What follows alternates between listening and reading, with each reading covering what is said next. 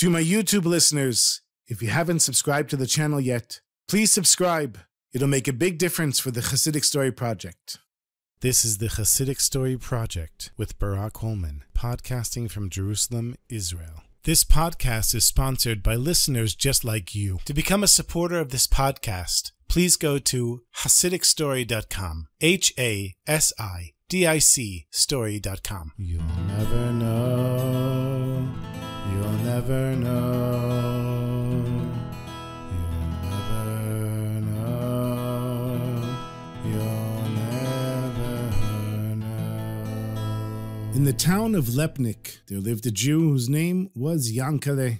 And Yankele made his living by buying merchandise from far away and bringing it back to the town and reselling it. And it wasn't an easy business to be in. Sometimes he had to borrow large sums of money to buy the merchandise. And many times by the time he went to sell it, either there was too much competition or a lack of demand, or just in general, he couldn't get the price that he wanted. And this went on for many years. And even though his spirits were high, his wife's were not. And one day Yankele looks at his wife and he says, "Why are you so sad?" She said, "Listen, Yankele, we don't have the basic things at home. We're missing so much. We just don't have enough money. It's very hard without all this money, Yankele." And Yankele says, "Don't worry. I'm sure that Eliyahu Navi, Elijah the prophet, will send us money and do some miracle for us." And so he went on his way to sell his merchandise.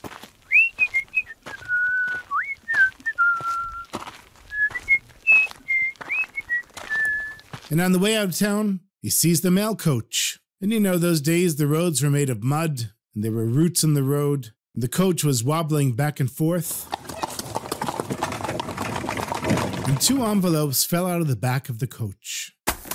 And Yankele sees them. He picks up one. It was a thick envelope, and it was written on it, 30,000 marks in cash. And the mailman was supposed to deliver it to some squire, and the address was written on the envelope. The other was a regular envelope with clearly a letter in it, and also an address on it. And Yankele puts the envelope with the thick wad of cash in his backpack, and then shouts to the mailman, "Hey, you dropped an envelope!" The mailman stops. He jumps out of the carriage, comes back and takes the envelope from Yankele, and he says, "Thank you so much. You don't know I could lose my job for losing this envelope, so thank you." And the mailman got back in his coach and drove away.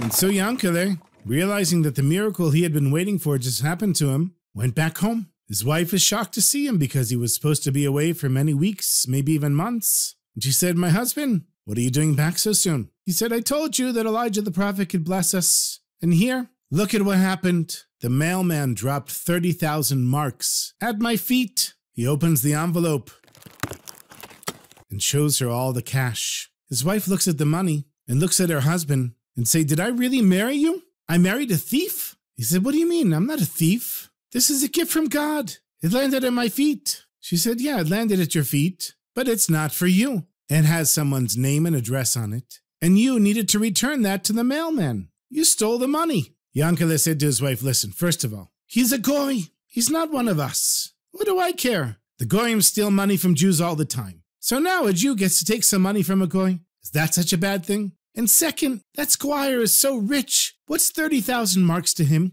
And not only that, because it's being delivered by the mailman, so the government has to pay him back. Doesn't the government have enough money? So I don't know what you're complaining about. As far as I'm concerned, this is a gift from God." But Yankele's wife, she wasn't going to take this. And she said, "Listen, my husband, I might be a simple woman and just a housewife. And I don't know fancy, sophisticated ideas like yours, but I do know that that money is not ours, and we're not allowed to take someone else's money. Period. There's nothing to talk about. Now imagine our children wake up in the morning and discover that all of a sudden their parents became thieves." But Yankele said, "Listen, dear, if you're not going to make me a cup of tea, I'll do it myself." And Yankele sat there and sipped his tea.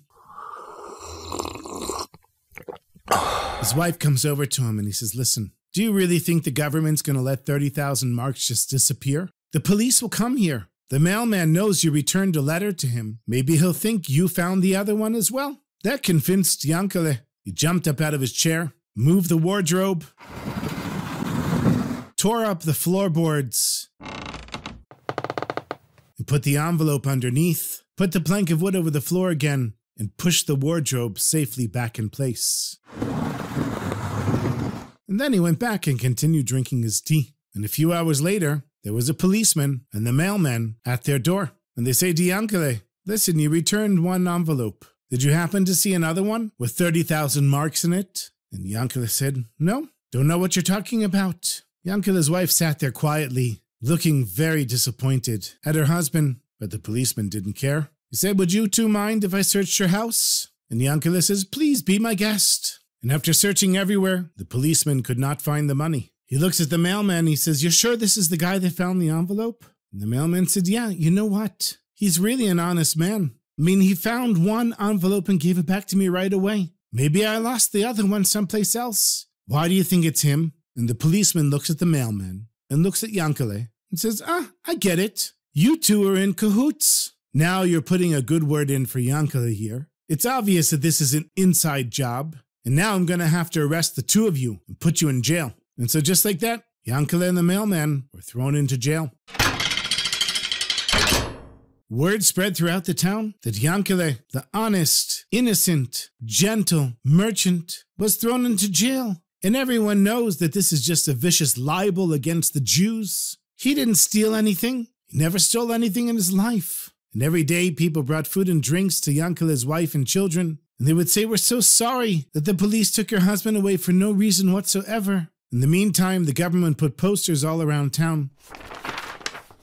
Whoever finds the lost envelope of 30,000 marks will get 500 rubles as a reward. Now, nobody was impressed, because if you found 30,000 marks, you didn't need 500 rubles. And of course, no one returned the money. But in the meantime, Yankele is sitting in jail, awaiting his trial. Yankele's wife is trying to figure out, what do I do? This is simply thievery. I don't want the money in my house. I want my husband back. And so she goes and moves the wardrobe, pulls up the floorboards, takes out the envelope, and goes to the local rabbi, figuring he in his wisdom and his great life experience would know what to do. And then they could forget about it. Her husband would be freed and life could move on. But as she walked by the home of the local rabbi, she saw he was a great scholar and he was sitting there and teaching. She couldn't disturb him in his teaching. So she starts walking back home. But then she says to herself, what am I doing? I'm walking around with an envelope of 30,000 marks. There's posters all around town asking who found the money. I can't have this money. And so she runs back to the rabbi's house. And even though he's teaching a lesson, she simply throws it through the window and runs away. The rabbi notices something lands under his table. And none of his students seem to notice. And he pushes it under his feet and quickly ends the lesson. And then he looks down and he sees it's a fat envelope with 30,000 marks written on it. And he knew this had to be the lost money. And poor innocent Yankele is imprisoned because somebody else stole this money. He tried to think who would throw it in through his window. And why didn't the person just hand it in for the reward? But now it was the rabbi's responsibility. And the rabbi was indeed a wise man. And he thinks, if I go straight to the post office and return this money, they might accuse me of stealing it. And the fact that a rabbi shows up with the stolen money, it might be a chilul Hashem, an embarrassment to Hashem and the Jewish community. Would the police really believe me if I told them that the money simply landed at my feet as I was giving a class in Torah? They'll assume that the rabbi and Yankele and the whole Jewish community had planned to steal this money from the government. And then for whatever reason, they decided to give it back. And I'll be arrested. And so he took the envelope and locked it in the drawer of his desk. And then went out for a stroll to clear his mind. He had to figure out a way to return the money, be smart about it and not get caught. But a short while into his walk, he realized, wait a minute, I shouldn't have locked it in the drawer. Maybe it was some anti-Semite that threw it through my window just so me, the rabbi, could be put in jail. I need to take the envelope out of the drawer and put it on the floor exactly where it first landed. And then if a policeman comes, he'll realize that no thief would just leave the envelope sitting on the floor. And so he went back home, took the envelope out, and put it exactly where it landed on the floor. And then continued on his walk. And as he's walking, he's turning over all these ideas in his mind. What could he do? What would happen if he did this? And what would happen if he did that? And then suddenly, he sees the local bishop out on his daily walk. And the bishop and the rabbi always had a good relationship. The bishop had a great deal of respect for the holy rabbi, and he sees the rabbi is deep in thought. The bishop says to the rabbi, "Rabbi, what's going on?" And the second the bishop asks the rabbi, he comes up with an idea. The rabbi says to the bishop, "Tell me, in your religion, are you required to keep any secret that's told to you in confession?" And the bishop says, "Yes, of course. Any secret that's shared with me in confession, I would never share with another person ever." And the rabbi says, "Okay, another question. Are you allowed to receive confessions from a Jew?" And the bishop is surprised. And he said, "Yes, Rabbi, I can receive confessions also from a Jew." In that case, the rabbi says, "I want to make a confession to you." And the bishop says, "Fantastic, Rabbi. That would be wonderful. Let's go to the church and do it right now." And the rabbi says, "No, I can't do it in your church. I'll have to do it at your home." And the bishop says, "Okay, I have a confessional in my home. It's a special chair and a special place to give confessions." And the rabbi said, "I'm sorry, my friend, I can't do it in a confessional. No special chair and nothing special, just 2 ordinary chairs next to the table. I want to sit in your house and give you my confession." And the bishop, he didn't really understand what was going on. He said, "Listen, Rabbi, we have rules in our religion. And rules are rules. And the rules are that confessions are given in a confessional, not at a table, not with 2 of us sitting next to each other. But Rabbi, I've certainly never had a rabbi give a confession to me. So I'm going to give a dispensation and make an exception to the case for you, Rabbi. You can come to my house. You can sit at the table. We'll sit in regular chairs, and you can give me your confession." And the rabbi said, "Great. I need to go home and get something, and I'll be back at your house within an hour." And the rabbi went back to his house. He grabbed the envelope from the floor, put it in his coat, and quickly made his way back to the bishop. The 2 of them sat down at the table on regular chairs, and the rabbi told the whole story to the bishop, that he was sitting and teaching a lesson. The money literally landed at his feet, and he wants the bishop to please take the money and give it to the postal authorities and tell them that somebody had given it to him in confession, and under no circumstances can he reveal the identity of that person. And the bishop knew that the rabbi didn't steal the money, and he also understood his authority and the respect that was given to him, and so he took the money and returned it. And the next day, the whole town of Lepnik was talking about how the money had been found, and Yankele was freed, and he had been arrested for nothing. He never stole the money, and Yankele was so happy to be released from jail and not have to face a trial. But as soon as he came home, his wife told him what happened. "You know, Yankele, you think you got out and you got to keep the money?" He looked at her and he said, "What did you do?" She said, "I'll tell you what I did.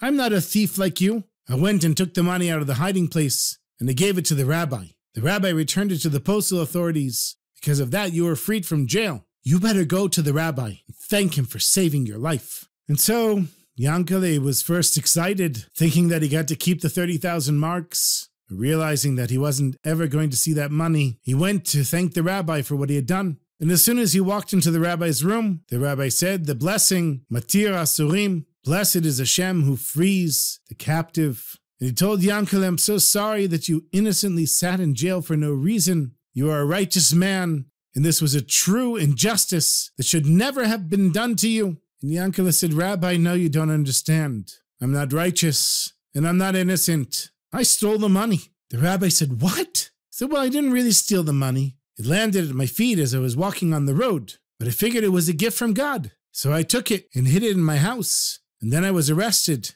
and my wife took the money and threw it through your window. So thank you, Rabbi, for saving me." At that point, the bishop came in. He received a reward of 500 rubles for returning the money, and he wanted to give it to the rabbi. But the rabbi said, "No, you're the one who deserves it. You took the envelope from me. You took the blame away from me and allowed me to return it without being scared. You deserve the 500 rubles. But the bishop said, "No, I didn't do anything. I didn't find the money. If you don't want the money, Rabbi, distribute it to the poor." The rabbi said, "No, I won't even distribute it to the poor. The money belongs to you, bishop." And the 2 of them went back and forth. In the meantime, Yankele is standing there, shocked at what's going on. He didn't know that the bishop actually returned the money. And then the rabbi says to the bishop, "Listen, Yankele here, he is an innocent man. He sat in jail for no reason. Wouldn't it be proper for us to give him the 500 rubles? And the bishop said, "Yes, of course. I don't know why I didn't think about it." At first, Yankele didn't want to take the money because he knew that he stole it. He didn't deserve a reward, that was for sure.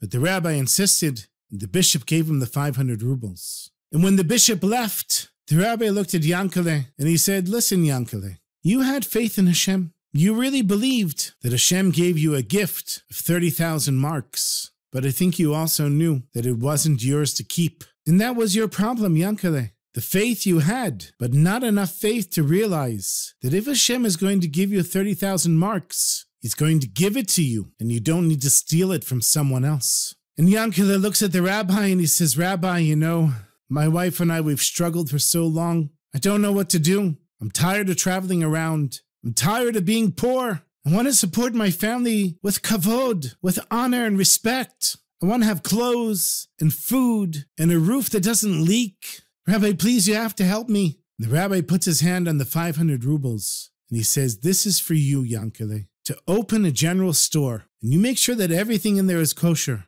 And I'm going to tell the whole Jewish community to buy from you. And you continue having faith in Hashem. And I promise you, you will be successful. And so Yankele took the money and opened a little general store. And year after year, he made more and more money. The rabbi continued sending him customers. And Yankele went out of his way to find the poor people in town and support them with the money that he made. And of course, the rabbi and the shul and the whole community, and many decades passed, and Yankele prospered more and more, being able to open more and more businesses to serve the community. When the rabbi was a very old man and about to leave this world, he called for Yankele to be by his bedside. He said, Yankele, I'm so happy that you've been blessed with so much success. But what makes me happier than anything in the world is knowing that you did it by having simple faith in Hashem and not trying to be sophisticated and coming up with reasons why someone else's money would be yours. You make sure to teach other people this lesson, Yankele, because it wasn't just a lesson for you and for me. It's a lesson for all of us.